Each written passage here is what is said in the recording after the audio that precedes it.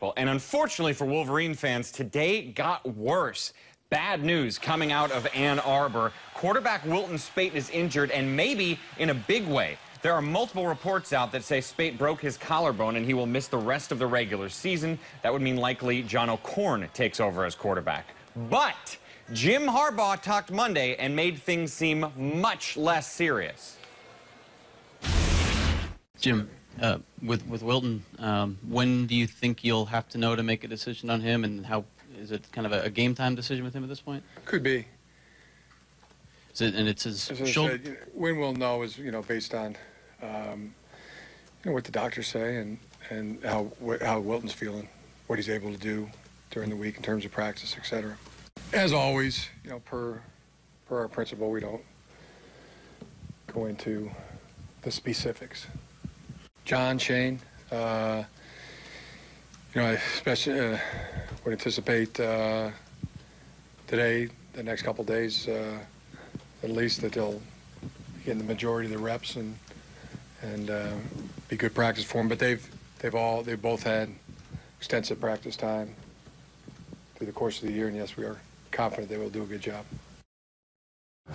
So this is hard to figure out. Jim Harbaugh doesn't like explaining who's hurt and how hurt they are. I mean, even when it came to naming the starter, Ray, at the beginning of the season, he didn't tell anyone, even the morning of their first game. So we don't 100% know, which means we're kind of left to speculate. So if Speight is indeed out, what's that mean going forward for Michigan?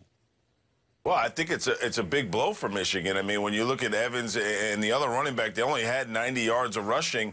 And Speight, if you look at him last week, standing in there and delivering, he had 7 passes over 20 yards. In this game, only 2 passes over 20 yards.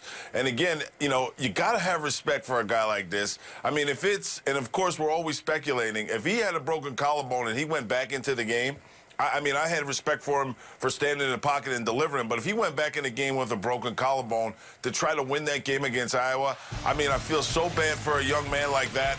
I mean, just the guts to go in there, number one, and number two, I think offensively they really needed his play, as you saw the last 3 weeks of him throwing the football down the field with very much accuracy. So again, losing Speight, I definitely think will hurt the Michigan offense.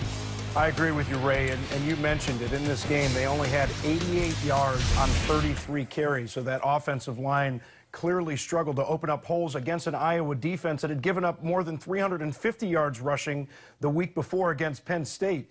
You go back to earlier in the season, they couldn't really run the ball very well against Wisconsin. It's not going to get any easier. Indiana probably going to be able to run the ball against them, but they're not going to be able to run the ball against Ohio State with that type of offensive line performance. The other bigger problem for me, Ray, is the fact that the backup, John O'Korn, has only attempted 18 passes this season, even though you've had all these blowout wins, which is really surprising that that they would not try and get him more of the reps. And this is a big surprise for a quarterback, a former quarterback like Jim Harbaugh, to be the head coach and to have all these blowout wins. I know that you want to get your starters some reps, but now your backup is going to be going in there, and he doesn't have a lot of experience. This is a huge blow to Michigan. That's a really interesting point. In all these blowout games with opportunities for somebody else, it's such an important position. Why wouldn't you?